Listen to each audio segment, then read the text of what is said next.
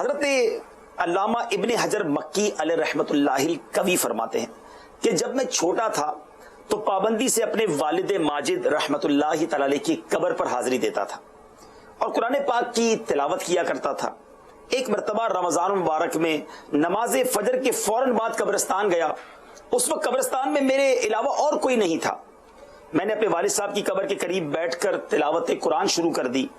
کچھ ہی دیر گزری تھی کہ اچانک مجھے کسی کے زور زور سے رونے کی آواز آئی۔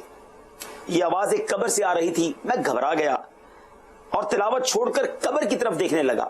ایسا لگتا تھا کہ جیسے قبر کے اندر کسی کو عذاب دیا جا رہا ہے۔ قبر میں دفن مردے کی آہوزاری سن کر مجھے خوف محسوس ہونے لگا۔ جب دن خوب چڑھ گیا تو آواز سنائی دینا بند ہو گئی۔ ایک شخص میرے قریب سے گزرا تو میں نے اس سے اس قبر کے بارے میں پوچھا تو اس نے بتایا کہ یہ فلاں کی قبر ہے۔ میں اس شخص کو پہچان گیا کہ یہ تو بڑا پکا نمازی تھا اور بیجا گفتگو سے بھی پرہیز کیا کرتا تھا۔ میں نے معلومات کی کہ ایسا نیک شخص اور اس کی قبر میں رونے پیٹنے کی آوازیں۔ بہرحال معلوم کرتے ہوئے جب اور تھوڑا سا ڈیپ میں گیا، معلومات اور کی، اس کے کام کاج کے بارے میں پوچھا تو پتا چلا کہ وہ شخص سود خور تھا۔ شاید اسی وجہ سے اسے قبر میں عذاب ہو رہا تھا۔ اللہ اکبر، اللہ اکبر۔ ذرا غور کیجئے ناظرین، نمازی بھی تھا، پرہیزگار بھی مشہور تھا، مگر قبر میں عذاب کیوں ہو رہا تھا؟ کہ وہ سود خور تھا۔ حدیث پاک میں آتا ہے، میرے آقا علیہ الصلوۃ والسلام نے فرمایا سود 70 گناہوں کا مجموعہ ہے۔ ابن ماجہ کی حدیث ہے کہ سود 70 گناہوں کا مجموعہ ہے۔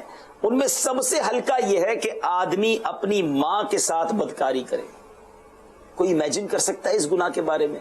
لیکن وہ ہلکا ہے، 70 گناہوں کا مجموعہ ہے سود۔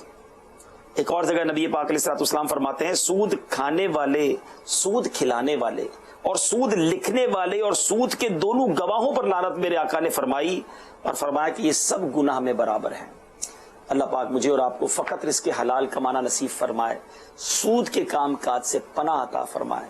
جس نے اگر کبھی ایسا کر لیا ہے تو توبہ کرے، اس کا شرعی حکم معلوم کرے کہ اگر کسی سے سود لیا ہے تو اسے لوٹائے گا کیسے۔ توبہ کرنا بہت ضروری ہے۔ بہرحال اللہ کریم مجھے اور آپ کو ہمیشہ حرام سے بچ کر حلال کمانا نصیب فرمائے۔ مدنی چینل دیکھتے رہیے، اس طرح کی باتیں بار بار سنیں گے، سیکھیں گے تو تربیت بھی ہوگی اور توبہ کرنے کا بھی ذہن بنے گا۔